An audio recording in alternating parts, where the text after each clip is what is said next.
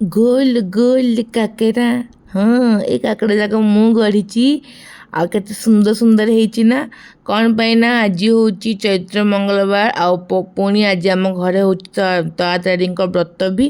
ସକାଳୁ ଉଠି ଏଇଠି ମୁଁ ସବୁ କାମ ସାରିକିରି ମମିକୁ ଟିକେ ସବୁ କାମରେ ହେଲ୍ପ କରୁଥିଲି। ଦେନ୍ ମୋ ପାଦରେ ଅଳତା ଲଗାଇ ଦେଇଥିଲା ମମି, ଆଉ ମୋ ଚୁଡ଼ି ଏସବୁ ପିନ୍ଧିକିରି ଶାଢ଼ୀ ପିନ୍ଧିକିରି ସୁନ୍ଦର ଭାବରେ ସଜେଇ ହେଇଯାଇଥିଲି।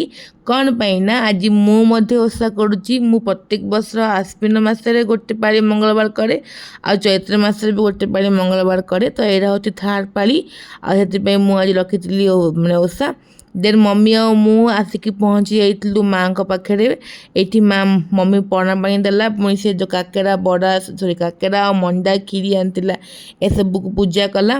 ଆଉ ବହୁତ କଷ୍ଟରେ ବହୁତ ସମୟ ଜଗିଲା ପରେ ମାଆଙ୍କ ଦର୍ଶନ ମିଳିଥିଲା। ସତରେ ମାଆ ସେଦିନ ବହୁତ ଭଲ ଲାଗୁଥିଲେ। ଏଇଟା ହେଉଛି ଏଇ ଯେଉଁ ମାର୍କେଟ, ଏଇଠି ପ୍ରତିବର୍ଷ ଠାକୁରାଣୀ ଯାତ୍ରା ହୁଏ। ସେ ମୁଁ ଦେଖାଉଥିଲି ଆପଣମାନଙ୍କୁ, ପ୍ରତି 2 ବର୍ଷକୁ ଥରେ ଯାତ୍ରା ହୁଏ। ଦେନ୍ ମୁଁ ଆସିକି ପହଞ୍ଚି ଯାଇଥିଲି ଆଈ ଘରେ, ମାନେ ଯେଉଁଠି ଆମର ମଙ୍ଗଳବାର ପୂଜା ହୁଏ। ଦେଖିଲା ବେଳକୁ ଅଲରେଡ଼ି ମାନେ ସବୁ କିଛି କାମ ସାରିକି ମା ମାନେ ଆଈ ପୂଜା ମଧ୍ୟ କରୁଥିଲେ। ଏଠି ଆଈ ଅନ୍ନମୁଖ କରୁଛନ୍ତି ମାଆଙ୍କ ପାଖରେ। ଆଉ ସତରେ ସେଦିନ ମାଆ ବି ମାନେ ଯେଉଁ ଠାକୁରାଣୀ ବି ବହୁତ ସୁନ୍ଦର ଦେଖାଯାଉଥିଲେ।